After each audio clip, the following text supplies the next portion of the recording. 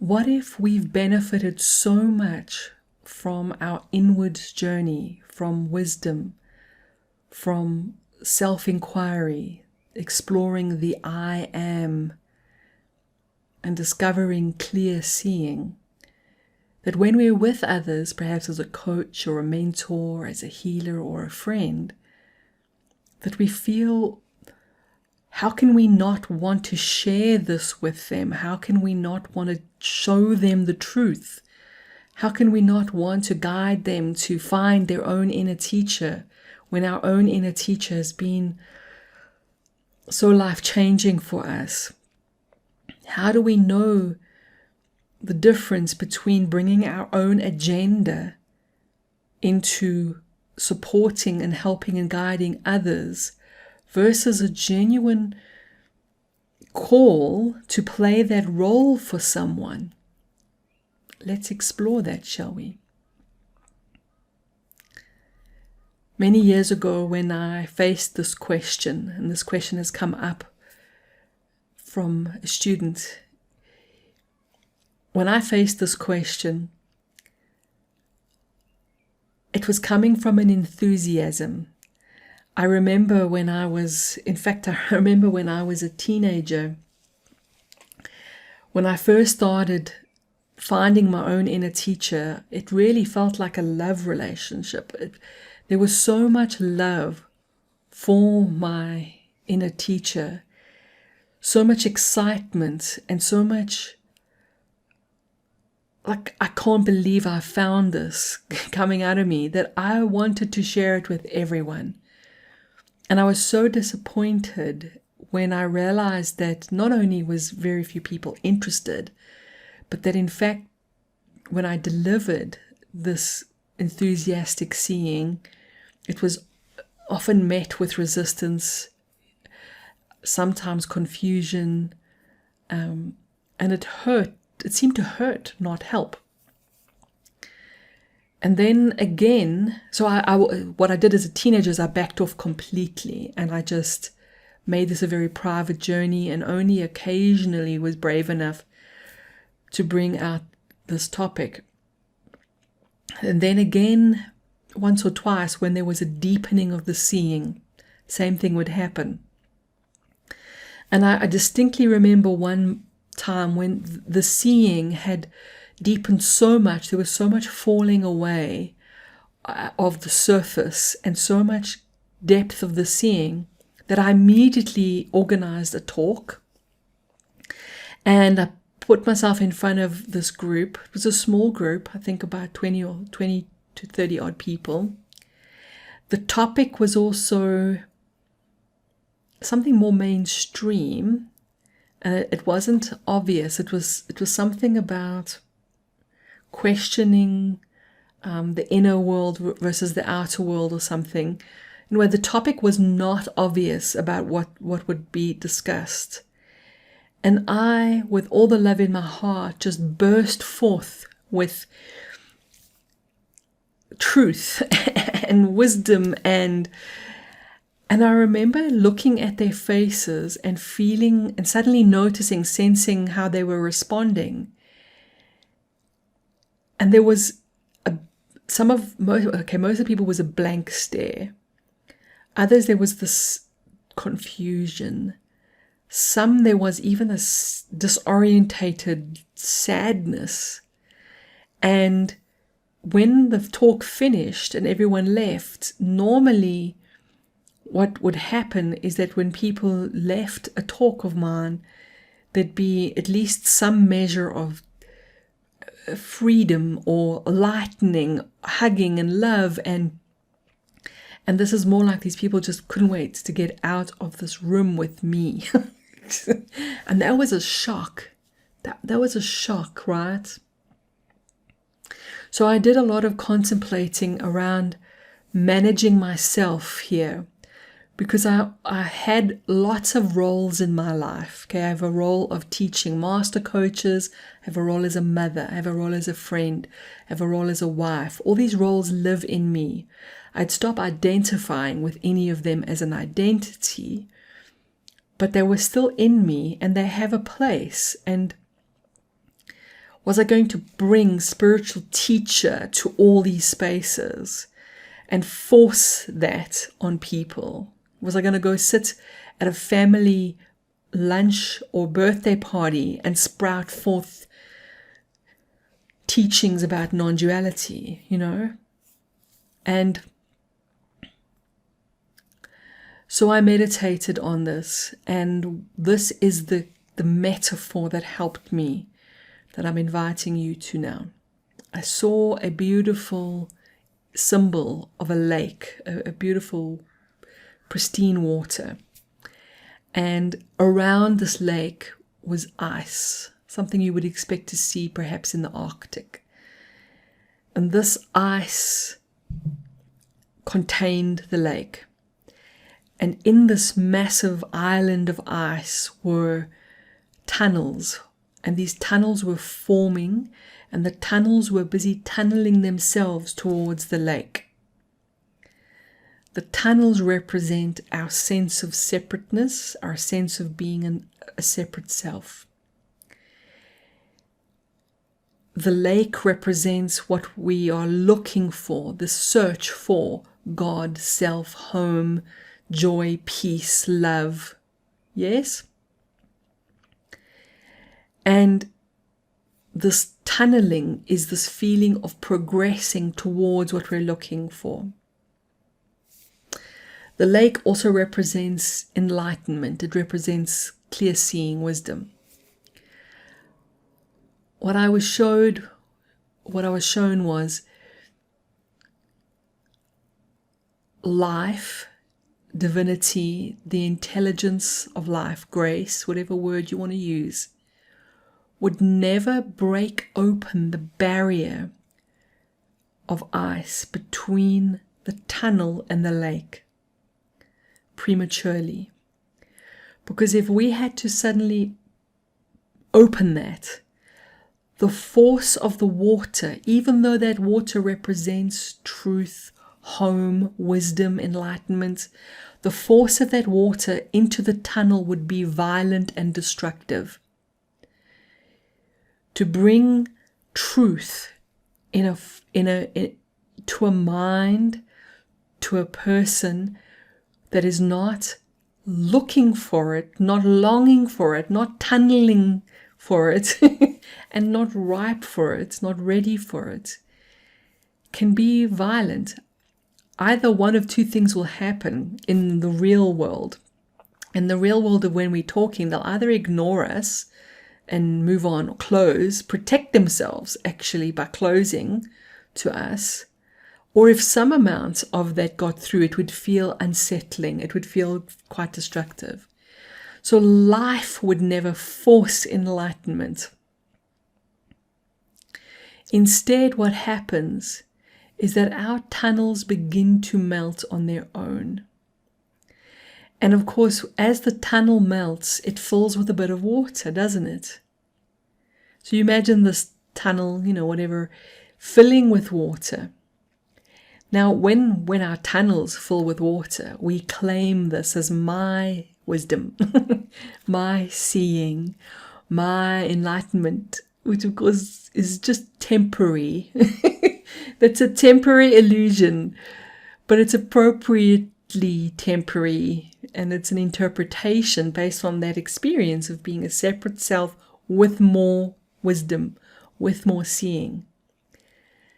And when there's enough of a melting, by time that the water levels have balanced a little bit, then that final melting, that final ending of that separation will feel a little bit more like this. Now, don't get me wrong, that orientation can still feel deeply unsettling.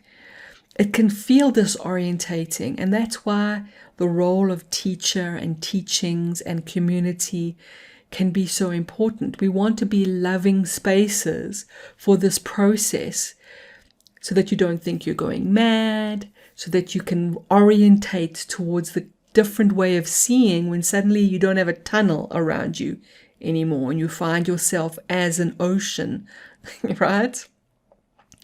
So this melting of the ice can already be a little traumatic. Never mind if it had been a torrent of water breaking through.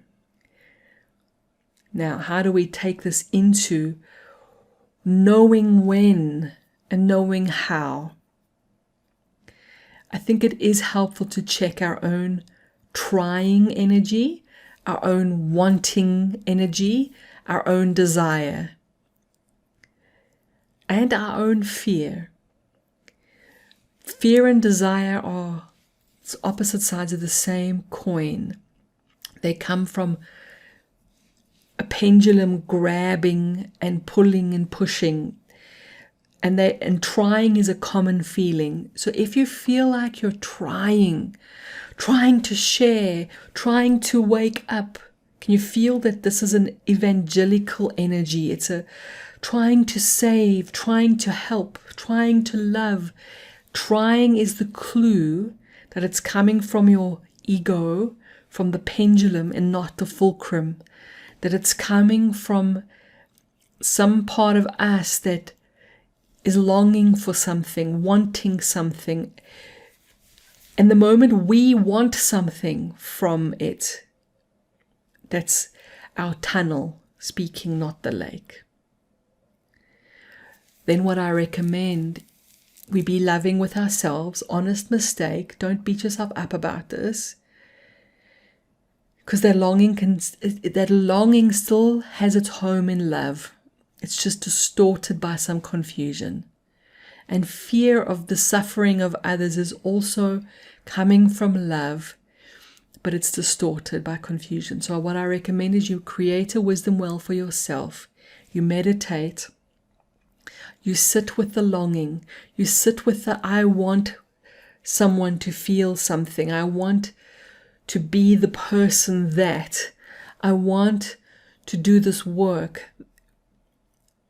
You sit with the longing, and the first step of wisdom well is dig.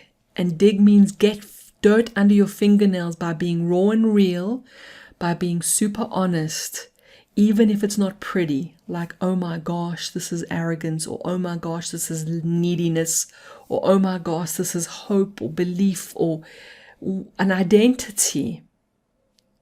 We recognize that maybe we even have the identity of the teacher, the coach, and that can also get in the way. Yeah?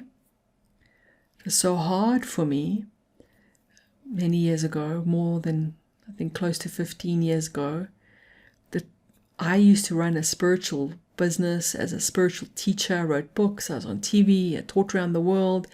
And then one day my inner teacher says, it's time to let go of this and not be a spiritual teacher anymore. I thought it was going to be easy. I thought, okay, I don't really want to sell everything and close shop, but okay. And then it was hard. I felt unhinged by the loss of that. And then I found myself trying to make a living, build a business without a spiritual identity, which I then did for 15 years. And only recently kind of got a thumbs up around, okay, can have both now. But I still watch it vigilantly. And I feel it sometimes. I feel this little longing, like, ooh, I want to be this or I want to be that. And I've got to sit until it's clean again, until it's this, until it's love moving without attachment, until it's love moving without wanting, without hoping, without fearing, without desiring, until there's no trying, until it feels very natural. Those are the clues, yes? When it naturally arises, when it's love moving naturally.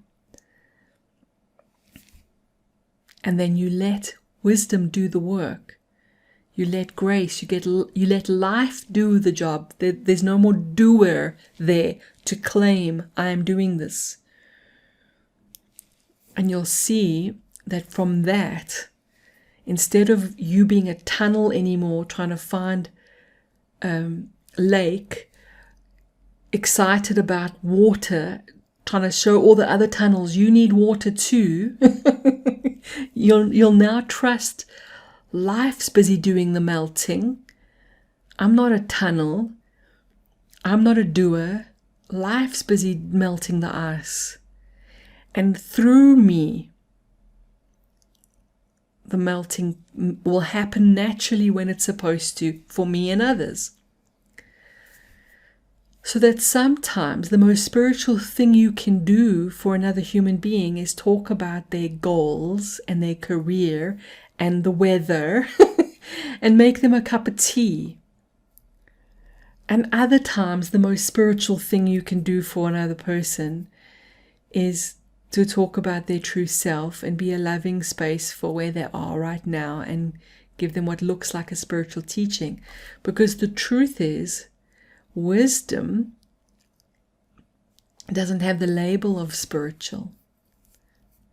And your love flowing to another human being is far more important. Far more important. And if somebody trips in front of me and grazes their knee, the most loving thing probably is for me to go and help them get up and patch up their knee, not teach them about their soul or God or the universe. Yes? We're off the hook. You don't have to be so fancy. You don't have to try to be anything. Wisdom once told me that in terms of teaching, I had 2 jobs. Be myself and love them. It's taken me a long time to make those 2 things very real. Because to be myself, no masking, no trying, no identity. And love them, well, we can't love that which we fear or that which we desire. We can't truly love people if we see them as separate to ourselves. True love comes from the lake, comes from the water. And ice is water that's contracted. So melt that ice. And then notice that as the lake, as free-flowing love water, as water, as wisdom, you're happy to fill the space no matter what. And sometimes that will mean in silence, where you don't say anything. And sometimes that will mean through words. And sometimes that will mean meeting the person that you're with at their place of need. Which means if they're not ready for a conversation around the deepest, most clear seeing, if they're still scratching on the dirt on the surface of mind, then we meet them there.